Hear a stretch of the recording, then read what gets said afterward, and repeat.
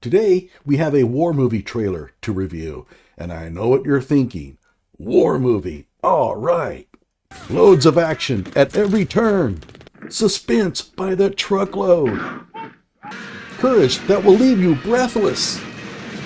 Well, about that, because we don't have just any ordinary band of brothers here. Literally. We have the Fightin 6888. So hang on to your seats. Send the squeamish into their rooms, because it's going to get intense. Hello out there. I am trying to get through. With cold, blunt analysis cradled in the warmth of reasoning, it's time for Johnny Walker Dread to straighten you out on a thing or two. Emanating all the way from exciting Las Vegas, Oklahoma, it's time for the Johnny Walker Dread Show. Whoa, man, it's gonna start. They're getting prepped to go kick some Nazi butt. I almost feel sorry for the Germans. Soldiers, I am Captain Charity Adams. Welcome to the Women's Army Corps. My wife and I have been talking about the problems we are having. Man, they're having problems. Probably pillboxes, that nasty MG-42, and the Tiger tank. With the mail. What? And our soldiers' morale. Mr. President, this assignment has proven to be a logistical nightmare. Even tried the Women's Army Corps. You mean the White Women's Army Corps? Well, is there another? So what do we have here? Well, this is a movie about commandos. Male sorting commandos, to be exact. I'm not joking. This is a war movie about sorting mail. Let's go back and take a look at this. The White Women's Army Corps. Well, is there another?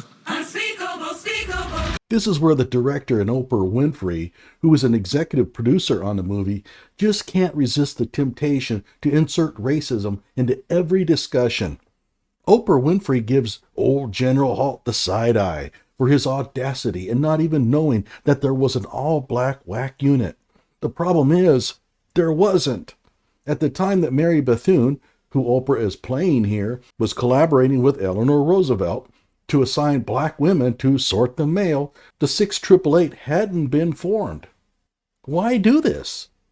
If the general wasn't aware of a black women's battalion, which is understandable because it hadn't been formed yet, does that make him a bad guy? Director Tyler Perry plays this up to make it sound as if the Army had tried other units and they just weren't up to the task because they weren't black. They just weren't smart enough or clever enough to pull off this monumental task.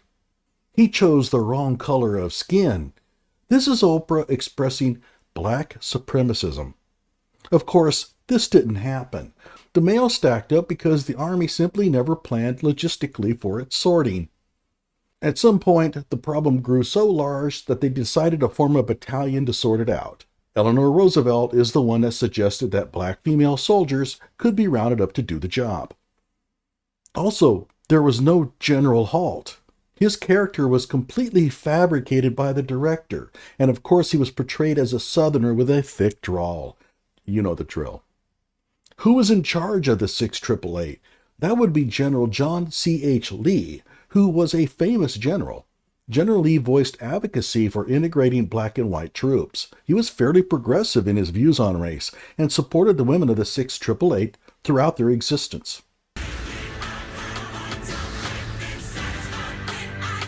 Adams, you and the 6888 Battalion are headed to Europe. Should you open it?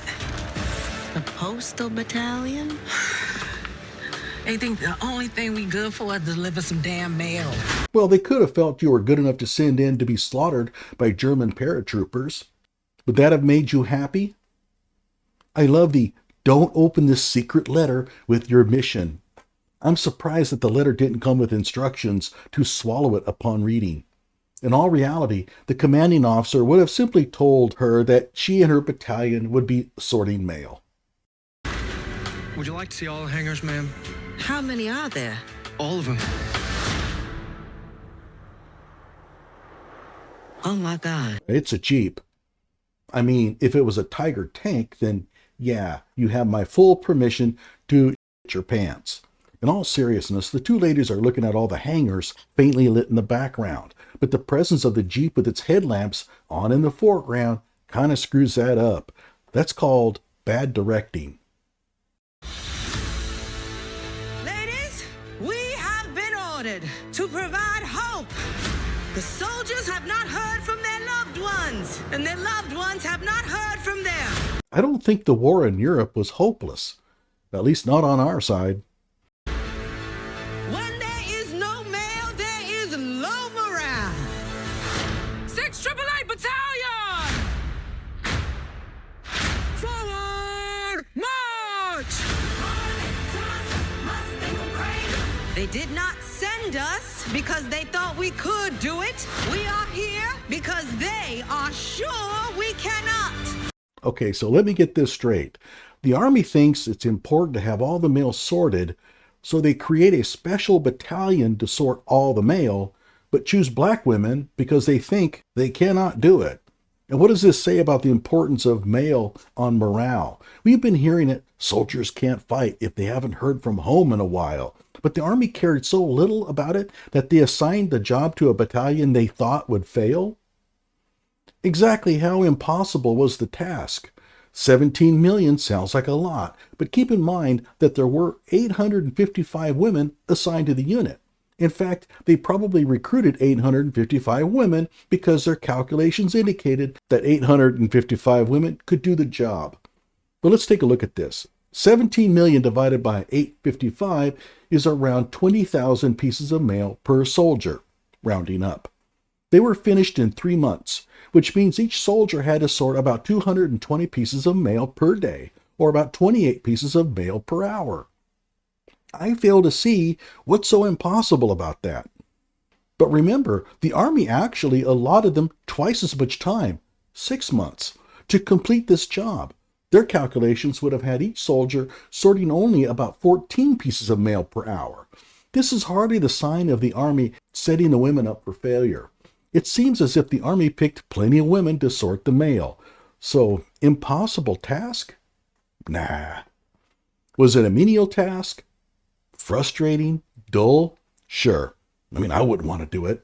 But there are plenty of people who go to work every day for 8 hours and perform equally dull work. And yes, they worked in 8-hour shifts. We are no strangers to making a shack a home. That actually looks like a pretty swank building.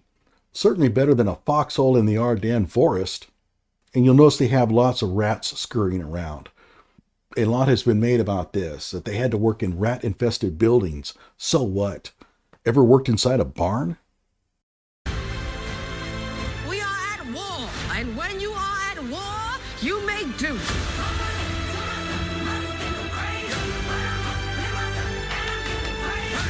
Unlike some other folks here, we have the most to prove.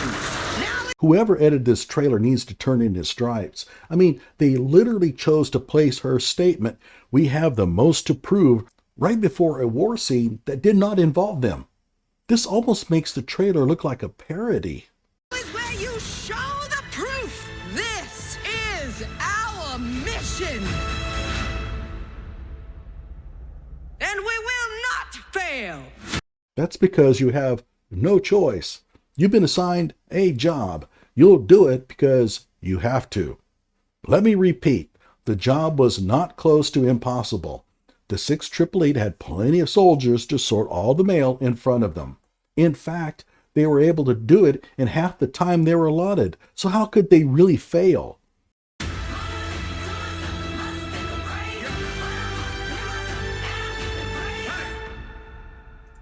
Now, did the ladies in the 688 do a commendable job? Sure. Did they help win the war? No, not at all. If they had never been formed, we would have won the war on the same day at the same time. In all honesty, I don't see a problem making a movie about the 688 if it was handled a little more delicately. To extol their virtues as fighting heroes does little more than heckle what they did accomplish. Let me give you an example. I shoot a lot of pool. I'm a good player. Not a great player, but I can bust and run a rack once in a while. unlike the great players who do it all the time. But I digress. About a year ago, I won a tournament in Tulsa and against some pretty good players. Hey, I was on fire. So I got some money and a small trophy. If someone came up to me and said, "Hey, Johnny, were you the one that won that tournament at Magoo's last year?" I'd be, "Yeah, that was me." And I'd smile and feel good about it. But if Netflix made a movie about me winning this modest tournament, I would be embarrassed. The pool world would be in hysterics. There are legions of great players out there, and they'd be like, "Wait, they made a movie about him?" I'd be chastised by every pool player in the state. "Ooh, here comes Johnny, the big-time pool player who won that tournament in Tulsa." And I'd be, "Oh man, knock it off. It wasn't my idea to have a movie made about me." I feel that the ladies who served in the 688 feel the same way. And if they don't, they should. To me, the producer of this movie is giving the ladies who fought, assorted male, in the 688 a participation trophy. Now, could a movie be made about me winning the tournament if the focus was not so much on billiards? Suppose that I grew up homeless, and suppose that I had to, pimp for money to buy a pool cue. Then maybe that angle would be worth a movie, especially with enough nudity. I don't mean my own nudity. I'm talking about hot babes. And if they did the same for the 688, that might have worked, especially with enough nudity. But the trailer pumps up the war record of the women, which was not that great.